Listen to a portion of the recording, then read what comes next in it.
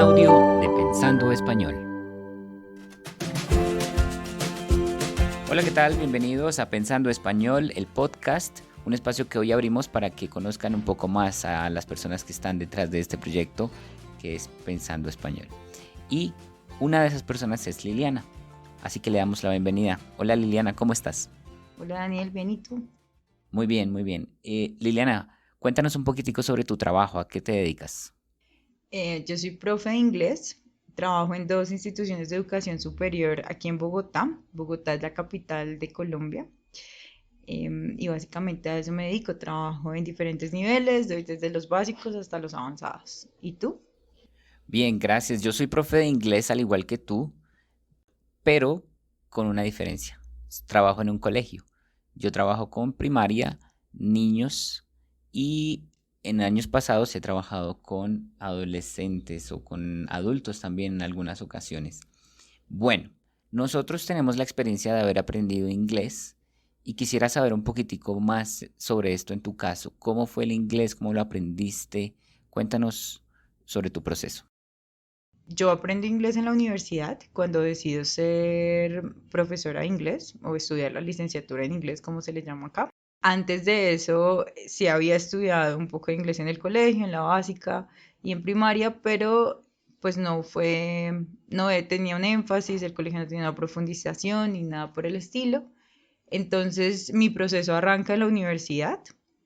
Mm, y pues ahí sí el hecho de ser una licenciatura en inglés hace que tengas bastantes horas a la semana, que veas ciertas materias en inglés, entonces básicamente todo está relacionado a la carrera que escogí.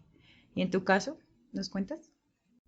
También lo aprendí en la universidad, similar a tu situación, no aprendí inglés en el colegio.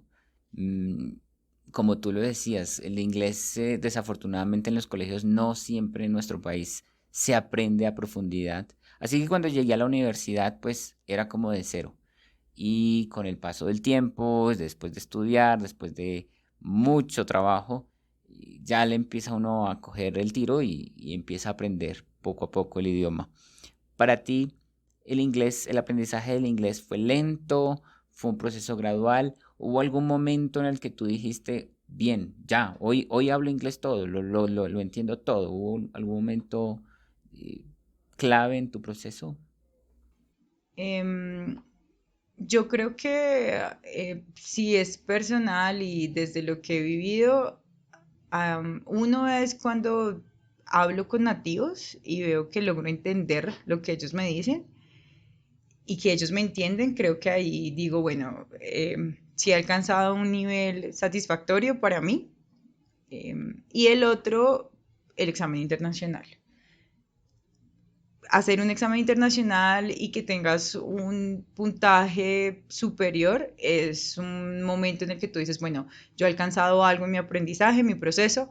Obviamente también te muestra debilidades, pero el alcanzar un puntaje bueno, en mi caso, creo que esos dos momentos son cruciales. No digo que ya lo aprendí todo y que ya, mejor dicho, yo creo que aprender inglés va a ser para siempre, siempre hay algo nuevo por aprender. Pero sí creo que hay momentos que te muestran que tu proceso está por buen camino y que has logrado o alcanzado ciertas metas que te propusiste en un momento. Sí, precisamente sobre lo que tú dices, hay como unas posturas cuando se aprende un idioma y es, o así lo veo yo, cuando uno empieza a aprenderlo, uno cree que va a haber un momento como una meseta en el que tú llegas y ya llegaste a la cúspide de la meseta y te vas a quedar ahí. Pero esto encaminado o pensado en los oyentes que están aprendiendo español hasta ahora, que se están acercando al idioma. ¿Tú qué les dirías a esos oyentes que lo ven como algo que todavía es muy lento, que no sé, llevan un par de meses y que les cuesta comprender todavía? Hay a veces desmotivación cuando uno se acerca a un idioma. Que sigan, que sean constantes, que a pesar de que parece que no avanzas, si lo haces. Lo que pasa es que todos queremos que sea ya. Entonces tú empiezas hoy y quieres ya mañana entender todo e infortunadamente no es así. Es un proceso que requiere esfuerzo, días constantes, hábitos, que tú te comprometas contigo mismo a sacarlo adelante, pero que sí, sí se avanza. Lo que pasa es que no en la velocidad que uno esperaría. Claro, hay personas que lo hacen muy rápido y uno se sorprende, pero si no es el caso, no se detenga, siga intentando. Todos los días usted aprende una palabra nueva, una estructura nueva, entiende un poquito más y esos son avances. Y en algún momento le van a mostrar a usted que sí lo está logrando, que sí lo hace de la forma. Si no entendió el audio, vuélvalo a colocar, intente nuevamente, pero intente, no diga como, no, ya, no pude y esto no es para mí. No, sí se puede, pero hay que tener constancia y disciplina. Bien, tú entiendo que estás aprendiendo otro idioma.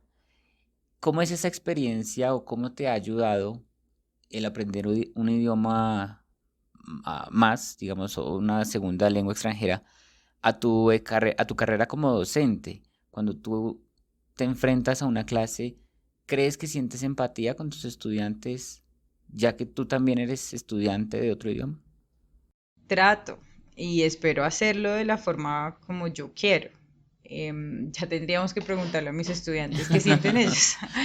Pero yo trato de ponerme en la posición de ellos. Sé lo frustrante que puede ser en algunos momentos porque yo lo he vivido aprendiendo francés y cuando aprendí inglés en mi universidad.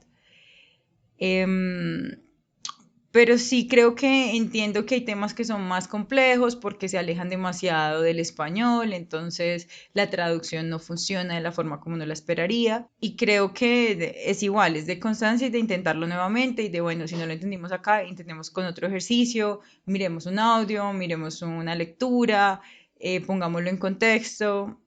Intento lo más que puedo de entender que hay cosas que pueden ser más complicados para ellos. ¿Y tú, en tu experiencia, qué nos puedes contar? Bueno, yo al igual que tú también estoy aprendiendo otro idioma, estoy aprendiendo italiano. Lo hago de manera autónoma, a diferencia del inglés. He encontrado un poco difícil el tema de la persistencia, porque hay días en los que surgen cualquier detalle, cualquier excusa y a veces esa excusa no es ni siquiera tan importante o tan relevante, pero hacen que uno diga, bueno, hoy me tomo el día, hoy no estudio. Ese tema de la constancia es un poco complicado. Muchos de nuestros oyentes están aprendiendo español y lo están haciendo de manera autónoma. ¿Tú recomiendas el trabajo autónomo o dirías que es mejor formal en un instituto de idiomas o con algún profesor? Yo creo que eso depende de cada persona, ¿sí? Y creo que también depende de las metas que tú tengas y del momento en el que estés en tu proceso. Creo que hay muchas variables antes de decir sí o no. Por ejemplo, yo me preparé para mi examen internacional sola. Es decir, yo no fui a una academia y dije, bueno, necesito presentar este examen, por favor. No, lo hice yo solita, busqué el material en internet, imprimí lo que necesitaba, hice los audios y creo que fue bueno, pero porque yo decidí, no sé, tenía horarios, tenía una lista de palabras, como tú dices, como que me propuse que esa era la meta y sentía que ya tenía un nivel, entonces sentía que no necesitaba una persona ahí para ayudarme en ese momento. Ahora, si tú no eres una persona disciplinada, si tú no eres una persona constante, porque eso pasa y no tiene nada de malo, simplemente para algunos se les facilita más que para otros, sí creo que es bueno tener una clase de cierta hora, que te, de alguna u otra forma, pues te comprometa a que en esas 2 horas tú vas a estar ahí. Ahora, si tu conocimiento es cero, cero, cero en el idioma que estás aprendiendo, pues de pronto sí sea bueno que un profesor te guíe en los primeros momentos, te muestre cuáles pueden ser herramientas de acuerdo a tu propio proceso y de tus aptitudes y demás. Pero creo que eso depende mucho del momento en el que estés y de ciertas características que tengas. Claro, estoy de acuerdo. No, no todos los métodos aplican para todas las personas. Eso es cierto. Yo creo que de ahí nace la idea de este canal, de ofrecer esas herramientas para los estudiantes que están aprendiendo un idioma de manera autónoma, principalmente. Esa era la intención primaria. Luego pensamos en aquellos que estaban preparándose para los exámenes del DELE, de CIEL, esos exámenes internacionales. Y creo que hay bastantes recursos en la internet para apoyar ese proceso autónomo, pero obviamente en cada etapa se requerirá o no de algo más formal. Bueno, pues por eso nuestro título del capítulo de hoy, ¿cómo aprendimos un segundo idioma? Y en el próximo episodio vamos a hablar sobre cómo nos hemos preparado precisamente para los exámenes, un tema que tú ya has tocado hoy, Liliana. Así que te doy las gracias y nos vemos en el próximo episodio. Gracias a ti, claro que sí. Nos vemos en el próximo episodio. Bye bye. Muy bien, a todos nuestros oyentes, muchas gracias por acompañarnos y no se olviden, aquí en Pensando Español encuentran todos esos recursos para aprender una lengua. Muchas gracias, chao.